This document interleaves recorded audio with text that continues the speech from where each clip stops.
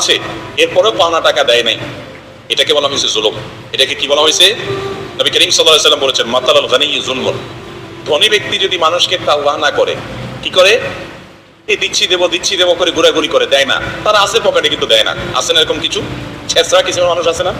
পকেটে 500 টাকার নোট আছে, দোকানে 100 টাকা বাকি করছে, দেয় না, ওইটা ভাঙলে শেষ হয়ে যাবে। আছে না? এই কৃপণ কখনো ভালো মানুষ হতে পারে না। কোনো মুসলমান কখনো কৃপণ হতে পারে। আরেকজন পাওনা আছে আপনার কাছে, আপনার ঘুম আসে কিভাবে? মানুষের দেনা পরিশোধ করে দিবেন, এরপরে অন্য সব কাজ। ভাই, আপনার ঋণ কত টাকা আছে? তো বলে ধরুন 5 লাখ টাকা আছে, তো ঋণ পরিশোধের কোনো ব্যবস্থা নাই? বলে না ভাই নাই। কেন, কোনো ক্যাশ টাকাটুকু নাই? মানে জমি জমা আল্লাহর মতো অনেক আছে। জমি জমা থাকলে আপনি কি করে ঋণ শোধ করেন না কেন? বলে না, ওইটা কি করা যায়, ওইটা করবে না। দোয়া শিখিয়ে দেন যাতে আসমান থেকে টাকার বস্তা নেমে যায়, উনি দিয়ে দেন। এগুলো আমাদের মন মানসিকতা। সামর্থ্য আছে, এরপরেও পাওনা টাকা